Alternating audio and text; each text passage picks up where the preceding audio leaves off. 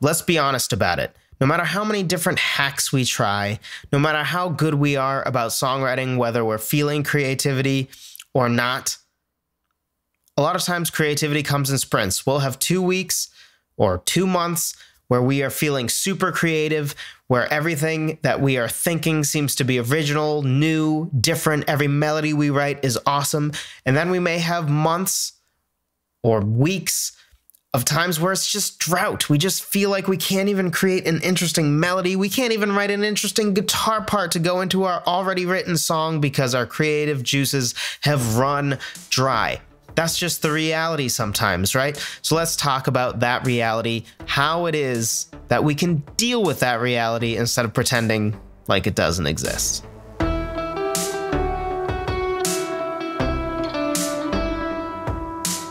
Hello, friend. Welcome to another episode of Songwriter Theory. Today we are talking about the 3 ways that we can best deal with the fact that creativity comes in sprints, how we can adjust our songwriting to fit with it and to work well with it. Because look, I love hacks to stay creative as much as the next guy. I love that stuff. I'm a big fan of maximizing the amount of time that you can be creative. I'm a big fan of finding ways to jog your creativity. Big fan of that stuff. But sometimes the reality is it just doesn't happen for a while. It happens. It happens to all of us.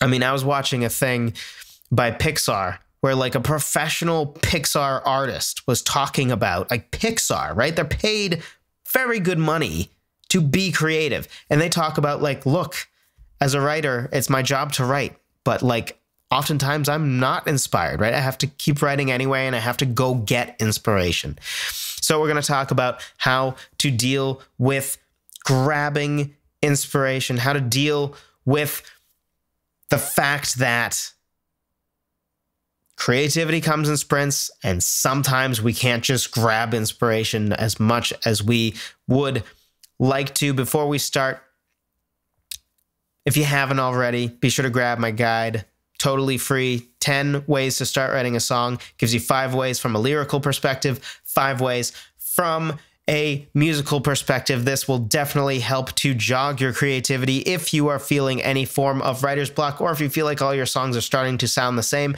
because some of the best ways to make sure that your songs can sound a little different from one another and really come from different creative places is by writing them in different ways, right? If you always grab your guitar, write a chord progression, and then improvise a melody with your voice, no wonder your songs sound the same. You're starting them the same way, right? You're planting the song seed in the same place, right? By your guitar. So that guide talks about 10 different ways to start writing a song so that you can get out of those ruts.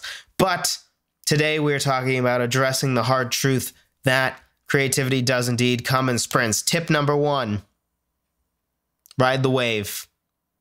So one way to deal with the fact that creativity comes in sprints is in those 2 weeks out of the, let's say it's 2 weeks out of 2 months, right? So you have 2 months where only 2 weeks of them are filled with creativity, right? You're constantly thinking of song ideas, even when you're working, maybe you're like me, you're a software developer, and for some reason song ideas are coming as you're writing code, even though there's no connection, right? You're just feeling it. Right? It's kind of like sports in a lot of ways, right? Where there's a sense of momentum, right? And you can do nothing wrong and you're just in the zone, right? That's how creativity can be.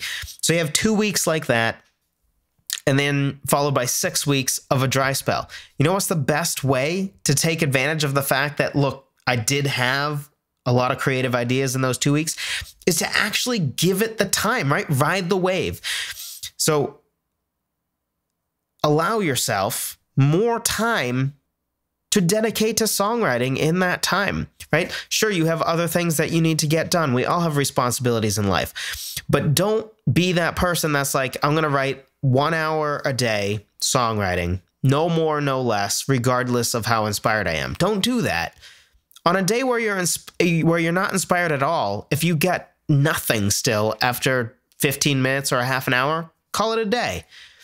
And then on the days where you are feeling inspired, hey, who cares if your bedtime is midnight? If your songwriting time is 11 to midnight and you're feeling it, right? You've written like 3 melodies that are awesome in the last hour. Don't stop. Keep going, right? Until you really feel so tired that you feel like you can't create anymore. Ride the wave. Because just embrace the fact that creativity comes in sprints. And the best way to embrace that, the best way to take advantage of that, is to really ride the wave when a wave does come, right? If you're surfing and you don't take the big wave when it comes, it may be a while before you get that one. So your opportunity's gone, right? Meanwhile, you would have had a blast and you would have, I don't know, scored high on your surfing tests. That's not the right thing. Surfing score, box score, whatever it is in the sport of surfing, when that big wave came. But if you wait too long, now the wave's gone. Your chance is gone. So don't do that. Ride the wave. Number 2, focus on areas that are less inspiration driven in times of famine. So if you picked up my 6-step lyric writing checklist, another free guide, I'll put the link in the description below for that as well.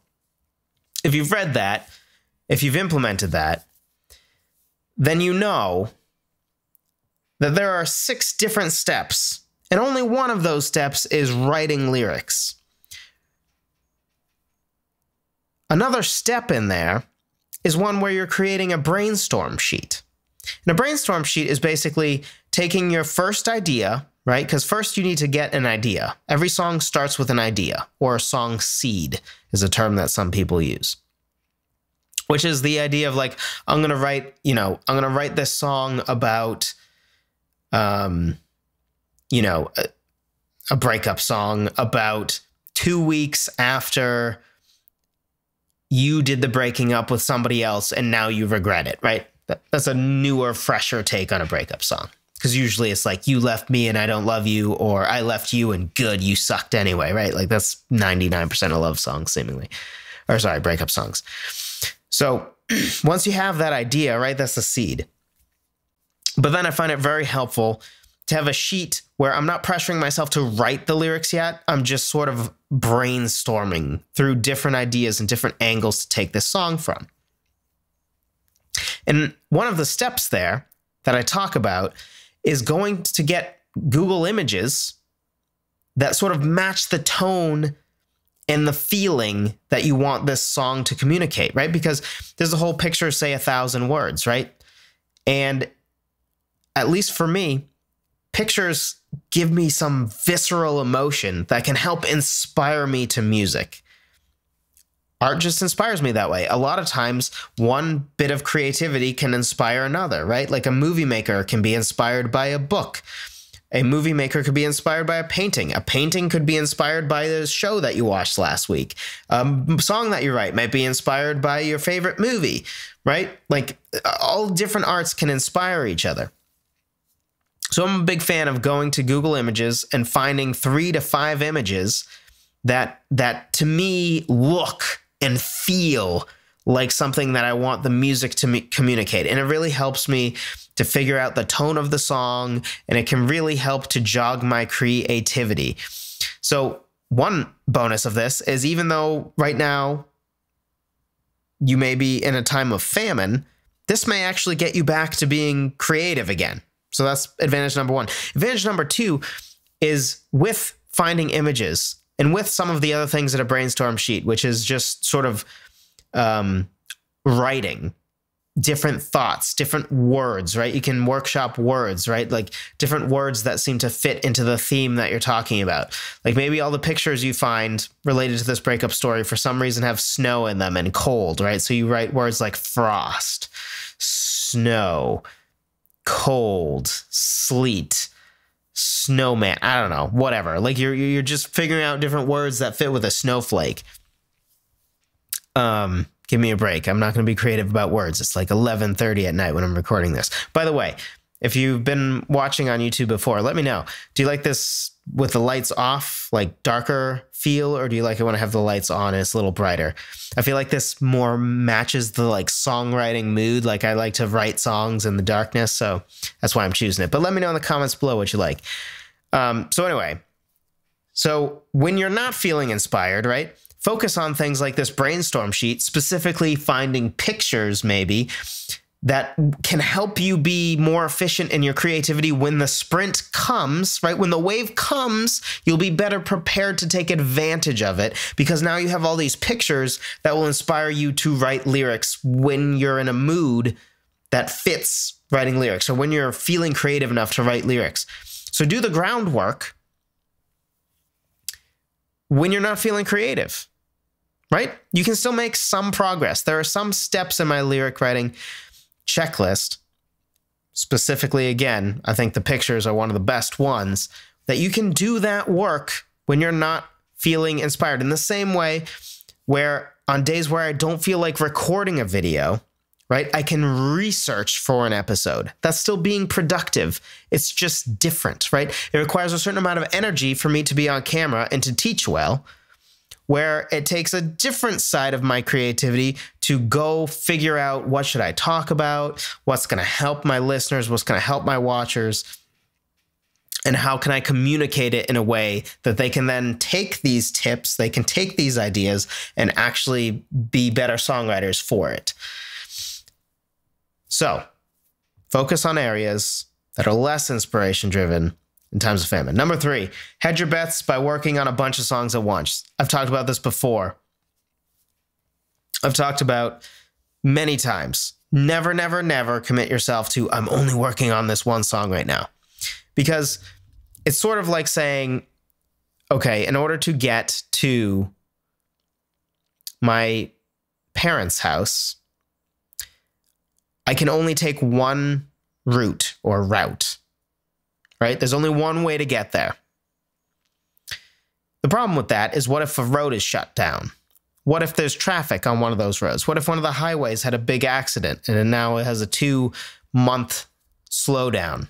It feels, of course, probably 2 hours instead. But, right, like, that's nonsensical. Don't do that to yourself. There are plenty of ways to get to your parents' house, I'm sure. There's probably 1 or 2 main ways, right, where if there aren't traffic problems are the best ways. But generally speaking, to get from one place to another, you have a bunch of different options on how to get there. You have a bunch of different roads that are all sort of interconnected. In the same way, you don't stubbornly need to say, no, I need to finish this one song. Why? Why do you need to finish that one song? If you're working on 7 different songs at once, that gives you a bunch of different options of what you can work on, right? In the same way that when you come to, you know, a juncture in the road where, like, you can turn left, you can turn right, or you can go straight, like, that gives you a bunch of different options. If there's a giant accident in front of you, you have the option to go left or right rather than just waiting there forever because you can't turn around. Because let's just say you can't turn around and the only way to go is straight, right? Like, you're like a highway, right? On a highway, unless there's an exit right there, you're stuck. Enjoy the traffic, right? Why do that to yourself when it comes to songwriting? I've talked about this all the time.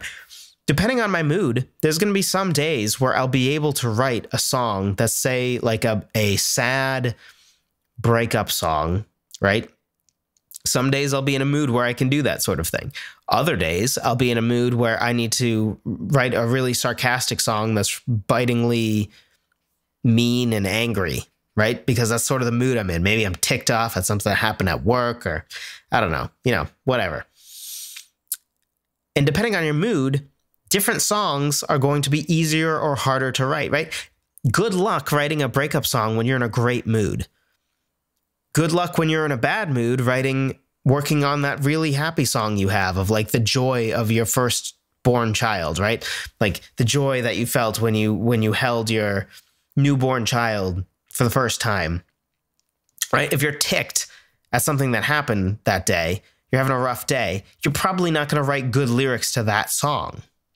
So if you're working on all these different songs at once, depending on how you feel that day, depending on your creativity that day, you can choose what song to work on based on that. And if we take this even further, right?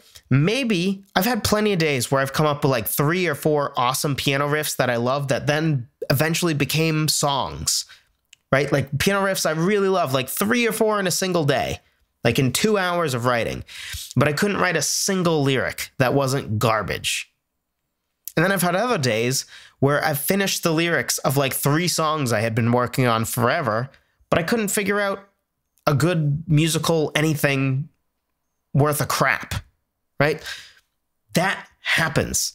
The creative inspiration that you need to write lyrics and to write music and to write a piano riff versus a catchy guitar riff or a sad piano chord progression versus a happy or spunky electric guitar riff, right? Like all of these things are so different. So if you're working on a bunch of songs at once, you can choose to write for those songs that you're in the right mood for, right? If you need happy lyrics, you can go to this song. If you're in the mood to write sad music, go to this song. If you're in the mood to write emotional melodies, go to this song. It's super helpful because then when you do have creativity, or if you're not feeling creative, right? Because this is sort of the context of, what we're talking about here. Creativity comes in sprints. How do we deal with it? So a part of how to deal with it is maybe you think that you aren't currently feeling creative, but really it's that you're having a creative sprint in something different than what you're trying to do, right? Maybe right now you are in the right mood, you're in the right headspace to be very creative about writing sad melodies, but you're over here banging your head against this happy lyric that you need to write. Well, good freaking luck, because you're working on the wrong thing relative to where your headspace is at, right? So don't waste your time trying to write this happy lyric while you're in a really bad, sad mood where you're just feeling emotional and you just need to write something. You just need to feel something really sad. You need to go on your piano and write this sad melody, right? Don't force yourself then into a creative lane that is currently not open, right? It's shut down for repair. So don't force yourself down that road. Allow yourself to work on the song that is the right song for you to work on at the time. So the 3 tips again, ride the wave. Don't go to bed early. Don't play an extra episode of The Office on Netflix when you're feeling creative, right? If you're feeling creative, don't turn on Netflix. Don't go read a book. Songwrite. Take advantage of that time. You know it's precious. You should know it's precious. That's why you're watching this episode. Number 2, focus on areas that are less inspiration-driven in times of famine. Famine comes. When it does, focus on the groundwork that you can lay, right? Whether that's maybe figuring out song ideas, right? If you just go look up song ideas that you can use in the future, right? Song, whatever they're called. I don't know why I can't remember what they're called now, but where people give you different song starters, if you will, but it's just basically song ideas. Go find those, go look up sad news stories that move you or sad autobiography stories. I don't know, whatever it is, go do the groundwork, go find ideas, start developing ideas via an idea sheet or a brainstorm sheet. Go grab some Google images that really move you, right? Make you feel things. I personally like paintings over photos. Photography just doesn't move me quite as much as like art, like a painting does. But whatever moves you, use that. And then hedge your bets by working on a bunch of songs at once. This is like having a bunch of lanes on a highway, right? If you have a 10-lane highway, it's going to be a lot harder for that to get congested versus a 1-lane highway, right? So have as many lanes open as you can. That way, hey, if your 2 lanes on the right are shut down because some 18-wheeler got in an accident, it's fine. You can use those other 6 lanes, right? Sure, you can't currently write happy lyrics, but you can write sad lyrics and you can write sad music and you can write angry music and, all those other things. So keep those lanes open by having a bunch of different songs that you're working on at once. Don't commit yourself just to one song. Obviously, maybe make an exception in cases where, like, say, you have to finish an EP, there's only one song left that you haven't finished. Yes, okay, there can be exceptions. But generally speaking, if you're not under the gun for something like that, write and work on a bunch of songs at once that are all very, very different. I hope this was helpful to you. If it was, be sure to drop a like. Also, be sure to subscribe if you're on YouTube, if you're listening via podcast, and you still haven't gone and left a review on iTunes, please do that. It is super helpful. I appreciate all of you who have done that. I appreciate all of you as well who have been so kind in the YouTube comments. There have been a bunch of you. There was one of you that was a little less kind, but all the rest of you, I appreciate the kind words. I also appreciate feedback and constructive feedback. The single individual who was referring to was not exactly constructive feedback. They were just being, a YouTube commenter in the negative sense of the term. You all have seen those people, the toxic people that just seem to, the type of people that like click on a video and hit dislike just for fun type people. But anyway, for all the rest of you, I appreciate you. I appreciate the kind words. I appreciate any constructive feedback that you may have. I look forward to continuing the conversation in the comments. Thank you again for watching. Thank you for listening, and I will talk to you next time.